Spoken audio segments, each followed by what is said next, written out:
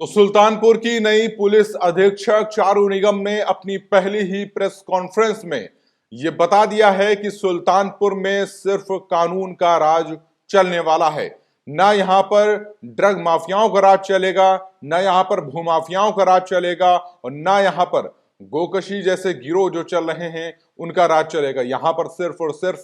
कानून व्यवस्था का राज चलेगा और जो भी कानून व्यवस्था से खिलवाड़ करने की कोशिश करेगा उसके खिलाफ कठोर कार्रवाई की जाएगी। चारू निगम अपनी सख्त कार्रवाई के लिए इसके पहले भी जानी जाती रही हैं। जिस तरीके की उनकी पुलिस विभाग में छवि रही है उसको देखते हुए उन्होंने सुल्तानपुर में जो पहली प्रेस कॉन्फ्रेंस की है उससे ये साफ संदेश दे दिया है कि सुल्तानपुर में जो कुछ अभी तक जिस तरीके की शिकायतें लगातार विभाग को मिल रही थी उन शिकायतों का विभाग गंभीरता से संज्ञान लेगा और न सिर्फ संज्ञान लेगा बल्कि कड़ी कार्रवाई की जाएगी। क्योंकि सुल्तानपुर में दो तीन ऐसे गिरोह हैं जो लगातार चल रहे हैं, चाहे वो बस स्टैंड में लगातार अतिक्रमण करने का एक गिरोह चल रहा हो जिसमें अवैध वसूली चलती है, चाहे वो भूमाफियाओं का गिरोह चल रहा हो, अवैध जमीनें कब्जाने का गिरोह चल रहा हो। क्योंकि ये लगातार वो समस्याएं हैं जो विभाग को लगातार इसकी शिकायतें मिल रही थी। भूमाफियाओं की लगातार शिकायतें मिल रही थी कि अवैध कब्जा किया जा रहा है,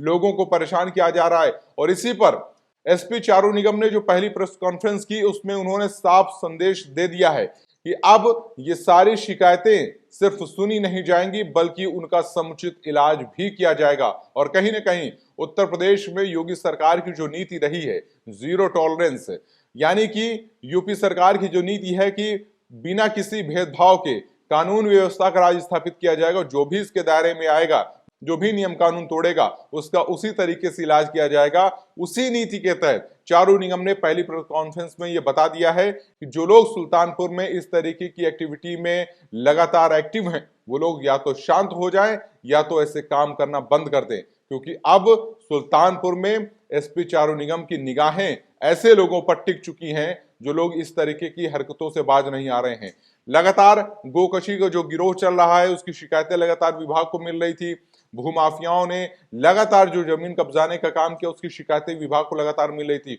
और न सिर्फ ऐसे लोगों पर कार्रवाई होगी, ये भी साफ संदेश दे दिया है कि अगर कोई पुलिस इस तरीके की संलिप्तता पाई जाती है इस तरीके की घटनाओं में तो उसके खिलाफ भी विभागीय कार्रवाई की जाएगी। यानी कि साफ संदेश है कि जो लोग सुल्तानपुर में ऐसे गिरोह चला रहे हैं उनके खिलाफ तो कार्रवाई की ही जाएगी। साथ ही साथ जो पुलिस विभाग में अगर कोई ऐसा व्यक्ति मिलता है जो इस तरीके की घटनाओं में उसकी संलिप्तता पाई जाती है तो ऐसे पुलिस कर्मियों पर भी कड़ी विभागीय कार्रवाई की जाएगी।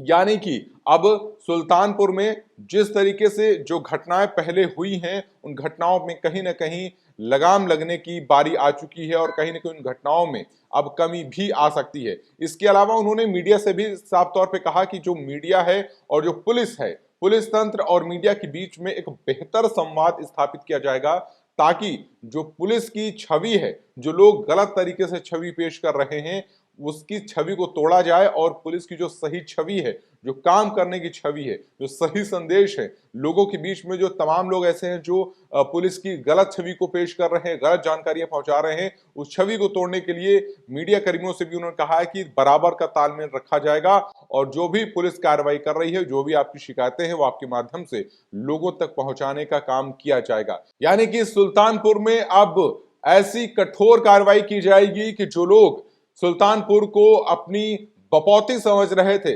जमीन कब्जाने का काम कर रहे थे, गोकशी के धंधे कर रहे थे, उन सब पर कड़ी लगाम लगेगी। और ये एक लगाम लगाने का काम करेंगे एसपी चारू निगम, क्योंकि जिस तरीके के तेवर उन्होंने दिखाए हैं उस तेवर से इस साफ समझा जा रहा है कि आने वाले समय में ऐसे गिरोहों का भंडाफोड़ होने वाला है।